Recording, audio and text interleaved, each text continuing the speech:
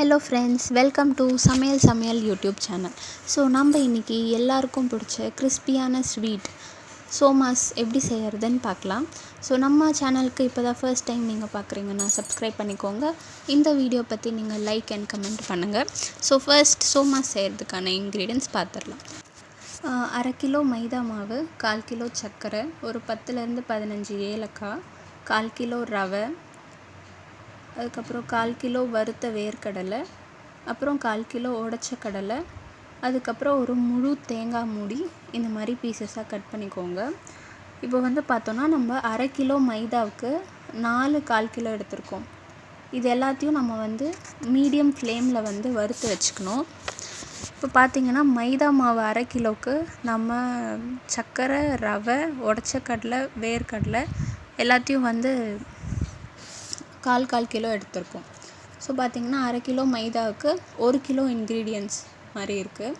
தேங்காவை கூட நீங்கள் எண்ணெயில் நல்லா வறுத்து எடுத்துக்கலாம். ஸோ அப்போ நமக்கு சோமாஸ் கெட்டு போகாமல் எப்படியும் ஒரு 3 மாதத்துக்கு மேலே வரைக்கும் நல்லாயிருக்கும். இப்போ நம்ம வறுத்ததை ஒன்று ஒன்றா அரைச்சி எடுத்துக்க போகிறோம். ஸோ ஃபஸ்ட் நம்ம உடைச்ச கடலையை அரைச்சி எடுத்துக்கிறோம்.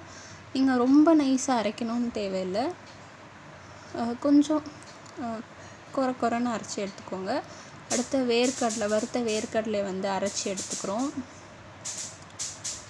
இந்த மாதிரி பதத்தில் நீங்கள் அரைச்சி எடுத்துக்கலாம். அடுத்து நம்ம ரவையும் சும்மா லேசாக நீங்கள் அரைச்சி எடுத்துக்கலாம். ரவை அரைக்கணும்னு மேண்டட்ரி இல்லை, ஆனால் உங்களுக்கு வேணும்னா நீங்கள் லேசாக அரைச்சிக்கலாம். அடுத்து நம்ம ஏலக்காய் சர்க்கரையோடு அரைச்சி எடுத்துக்கிறோம். அதுக்கப்புறம் மீதி இருக்கிற சர்க்கரையும் நீங்கள் லேசாக அரைச்சி எடுத்துக்கலாம். அப்போ நமக்கு எல்லாமே நல்லா கலந்துரும், அதை மொத்தமாக அரைச்சி கலக்கும் போது. இப்போ நம்ம தேங்காய் லேசாக வறுத்து வச்சுருக்க தேங்காவை கடைசியாக அரைச்சிக்கோங்க. ஏன்னா தேங்காய் அரைக்கும் போது கொஞ்சம் லேசாக எண்ணெய் வரும். இப்போ நம்ம அரைச்சி வச்சது எல்லாத்தையும் நீங்கள் மிக்ஸ் பண்ணி வச்சுக்கலாம். பார்த்திங்கன்னா இதுவே ரொம்ப டேஸ்ட்டாக இருக்கும். நம்ம உள்ளே வைக்கிற பூர்ணம் ரெடி ஆயிடுச்சு. இப்போ நம்ம மாவு பிசைய போகிறோம். மைதா மாவுக்கு தேவையான அளவுக்கு உப்பு, 1/2 கிலோ மைதா மாவுக்கு தேவையான அளவு உப்பு, ஒரு 50 ml டால்டா, கொஞ்சமாக டால்டா சேர்த்துக்கணும். சேர்த்து நீங்கள் நல்லா மைதா மாவை நல்லா பிசைஞ்சு எடுத்துக்கலாம். சப்பாத்தி மாவு மாதிரி பிசைஞ்சால் போதும். இப்போ நம்ம சூடாக டால்டா ஊற்றிருக்கிறதுனால முதல்ல ஒரு கரண்டி வச்சு இந்த மாதிரி நல்லா கலந்து விட்டுக்கோங்க. நம்ம ஏற்கனவே உப்பு போட்டுட்டோம். உப்பு டால்டா நல்லா இப்படி கலந்து விட்டதுக்கப்புறமா கொஞ்சம் கொஞ்சமாக தண்ணி சேர்த்து நீங்கள் நல்லா கலந்து விட்டுக்கலாம். அப்புறமா இப்போ கொஞ்சம் சூடு ஆறுனதுக்கப்புறமா நீங்கள் கை போட்டு நல்லா பிசையலாம். ஸோ மைதா மாவு நல்லா பிசைஞ்சிட்டிங்கன்னா நமக்கு தேய்க்கிறதுக்கு ஈஸியாக இருக்கும்.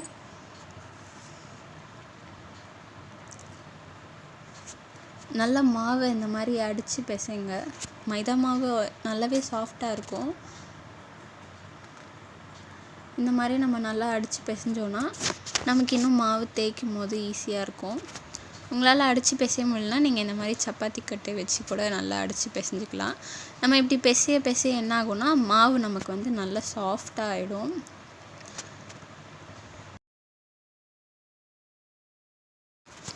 உங்களுக்கு பார்க்கும் போதே தெரியும் மாவு எவ்வளோ சாஃப்டாக வந்துட்டுருக்குன்ட்டு.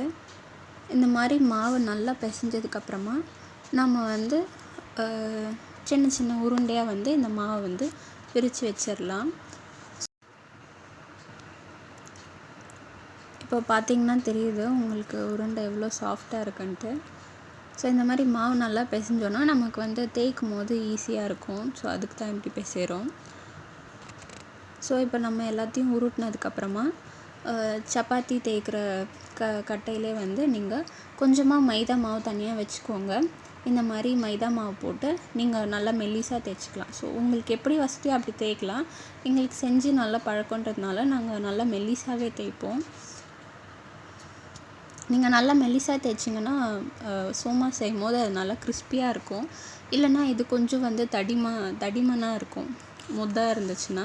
ஸோ உங்களால் முடிஞ்ச வரைக்கும், அதாவது ரொம்ப மெல்லிசாக போட்டிங்கன்னா ஆனால் அப்புறம் ஈஸியாக கிழிஞ்சிரும்.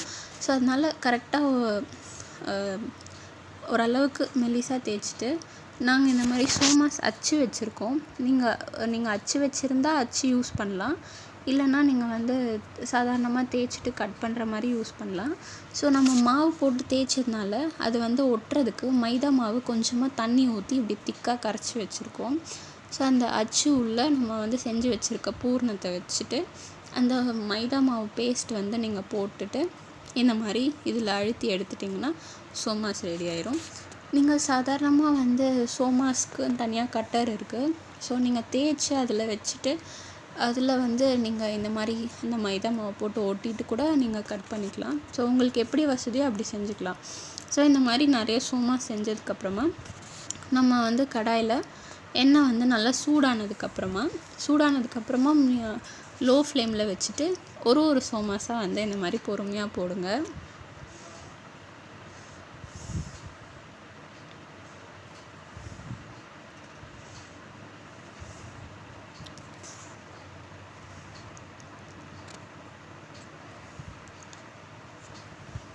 இந்த மாதிரி ஒன்றா நீங்கள் போட்டு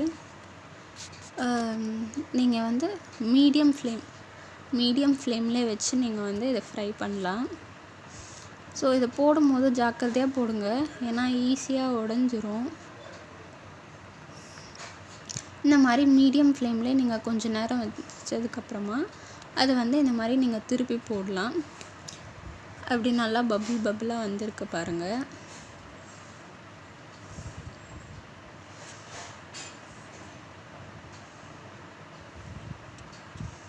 ஸோ நல்லா சோமாஸ் உப்பி அழகாக வந்திருக்கு. இந்த மாதிரி மீடியம் ஃப்ளேம்லேயே நீங்கள் வந்து நல்லா இந்த மாதிரி கோல்டன் கலர் வர வரைக்கும் நீங்கள் வந்து சோமாஸு பொரிச்சு எடுத்துக்கலாம். இந்த மாதிரி நமக்கு இப்போ பார்த்திங்கன்னா எண்ணெயில் இருக்க அந்த கொதி எல்லாம் அடங்கிருச்சு. ஸோ இப்போ வந்து சோமாஸ் வந்து நல்ல கலரும் வந்துருச்சு. இப்போ நம்ம சோமாஸ் எடுத்துடலாம்.